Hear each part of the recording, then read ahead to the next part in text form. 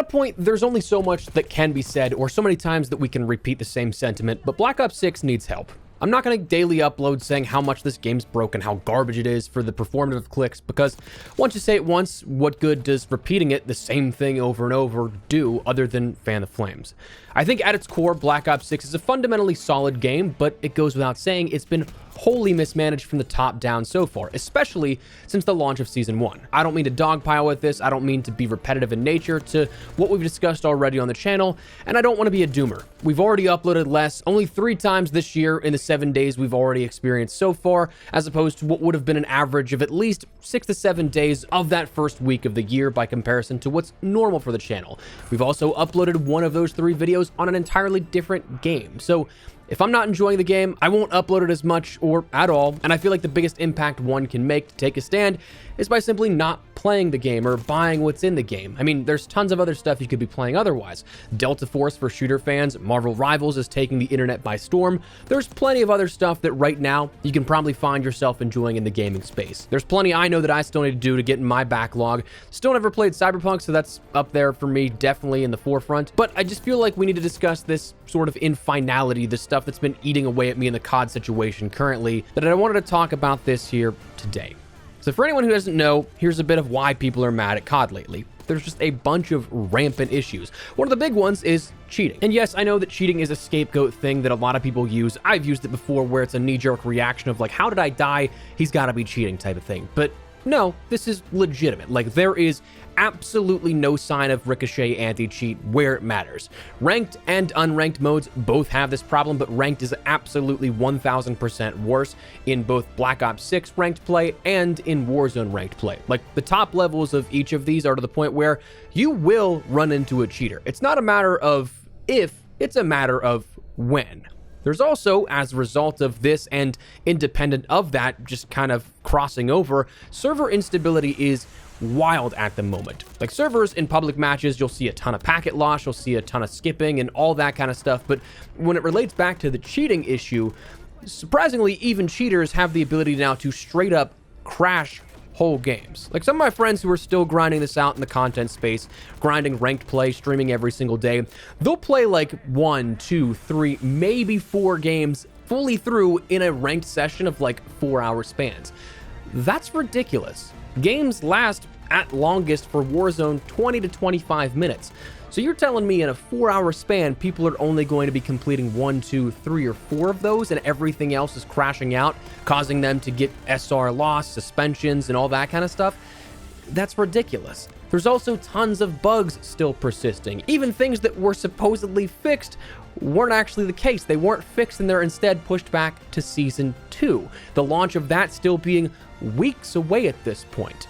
So the community reception of all of this is they're begging for fixes to things that are plaguing the issues of the game, which again, foundationally speaking, the core gameplay itself, I personally think isn't all that bad compared to prior years we've had. But when you have all these other issues that just absolutely interfere with your ability to even play the game, that's a huge issue. But you know what we get instead? Releases of more and more bundles on a daily basis. And it's like things are just not even wrong from the perspective of Call of Duty. They're just not acknowledging any of these issues that are very clearly there. I mean, the time since the last update from Treyarch or the sentiment from anybody surrounding we're fixing things for COD updates or Call of Duty, it's just, you can't go far enough back here to see them say, hey, we messed up type of deal. I mean, when you look at even just the last times they've tweeted, Treyarch hasn't tweeted since the update on the 3rd. COD updates hasn't tweeted in 2 days, and other than that was only small bugs that were mentioned. And well, Call of Duty is still tweeting once a day, but 3 of the last 4 days have been about bundles or microtransactions. So the shop's never broken, by the way, just keep that in mind. But no one of these official channels has come out and acknowledged the community sentiment once. In the past, we've seen things like, we hear you, changes are coming, blah, blah, blah, blah, blah. But at least at that point, they're saying, hey, like, this is what we know is an issue, we have fixes coming. The craziest part about this is that COD is just skipping along the calendar, acting like nothing's wrong and everyone's happy, when that's just not the case. I mean, today's tweet about the VIP bundle got ratioed 8 dozen times. So, like, at least come out and say, hey, we know there's issues. Here's a preview of what's still to come. We had this around Christmas whenever they did end up putting out a tweet saying, hey, we have some changes coming, but those have still not been implemented. Even after another title update has gone out, there's no word on when those will come out, and there's still so many other unacknowledged issues that still are in play that, again, nobody said a word on. To me, the bigger root problem here is also an annual problem. It's every single year at this time this happens. Every single year like clockwork. I don't know what exactly it is, whether it's the introduction of the integrations with Warzone, the introduction of the shops every single year at Season 1, where everything turns to a monetary farm factory, the events as of recent years. You could probably pinpoint a dozen things around this time for Season 1, but every single year without fail, this happens. Like, I can almost guarantee that every year the sentiment will be excitement leading up to the launch of the next game. A, for the most part, well-received launch with new maps, modes, weapons, camos, and all for people to grind out. This year in particular, we had even more stuff like 100%er. You had Prestige to end up grinding through Prestige Master once you got through 10 Prestiges. Zombies was good at launch, a very solid campaign. But then comes Season 1, every single year, you're right back to this game is absolute dog shit for the community sentiment. So why when the blueprint is there every single year are things not changed? Season 1 as a whole, and this year in particular, is such a prime example. Solid core game, Season 1 launched, and immediately I knew there was going to be a problem before jumping into any game of the integration or even multiplayer, because of the time. The minute you saw the battle pass was going to end the end of January, like the very end here, I think the timer is set for the 29th or something like that, which I think, if I'm not mistaken, is like right around when those days actually don't match up, so you could probably add a day or two to that time. But 10 to 11 week seasons are way too long, and it's only exacerbated by the fact that studios go on holiday for 2 to 3 weeks shortly after its launch of Season 1, when a lot of these problems do pile up. And that's the problem. Like, I don't think that we'd have nearly as much issues with this game's reception if there was stuff queued up for fixes after the holiday break. Like, yes, we got an update on January 3rd when people were coming back into the office, but that didn't fix nearly anything.